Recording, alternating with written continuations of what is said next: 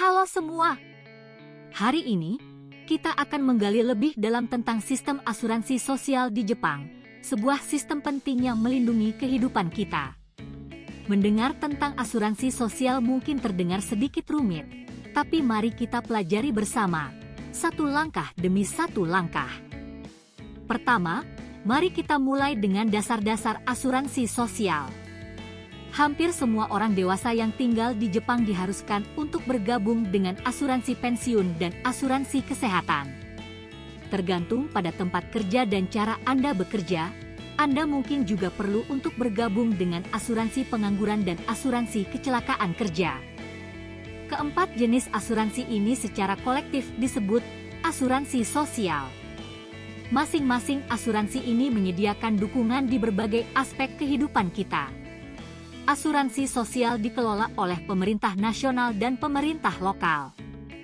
Ketika kita bergabung dengan sistem asuransi ini dan membayar premi asuransi secara penuh, kita dapat mengurangi biaya medis dan menerima dukungan finansial saat kehilangan pekerjaan.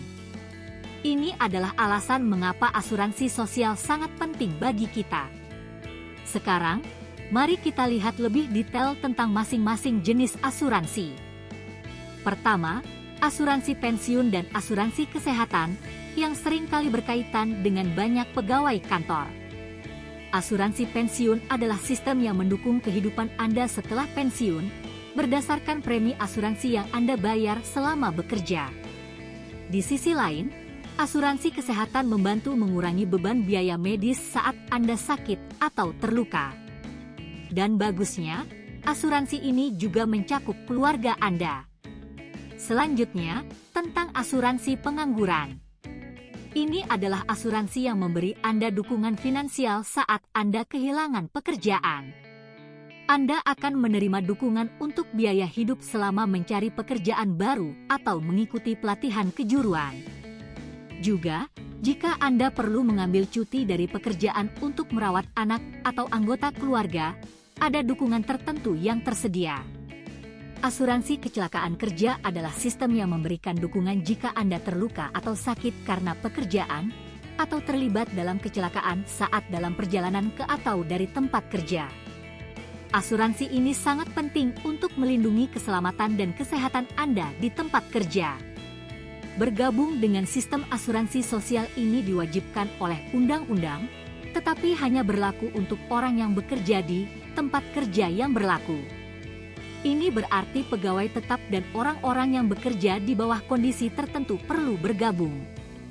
Pastikan Anda memeriksa apakah tempat kerja Anda termasuk dan jenis asuransi apa yang Anda perlukan. Proses pendaftaran biasanya ditangani oleh tempat kerja Anda, tetapi dalam beberapa kasus, seperti asuransi nasional atau asuransi kesehatan nasional, Anda perlu mendaftar sendiri. Jika Anda perlu mendaftar sendiri, biasanya Anda akan melakukannya di kantor pemerintah lokal tempat Anda tinggal. Ada berbagai metode pembayaran premi asuransi, jadi pilihlah metode yang paling cocok untuk Anda.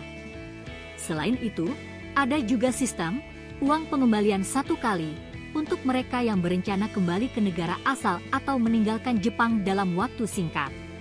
Ini adalah sistem yang memungkinkan Anda mendapatkan kembali sebagian dari premi asuransi yang telah Anda bayar. Tetapi ada beberapa kondisi tertentu yang perlu diperiksa secara detail. Memperdalam pemahaman tentang asuransi sosial sangat penting untuk melindungi masa depan Anda dan keluarga.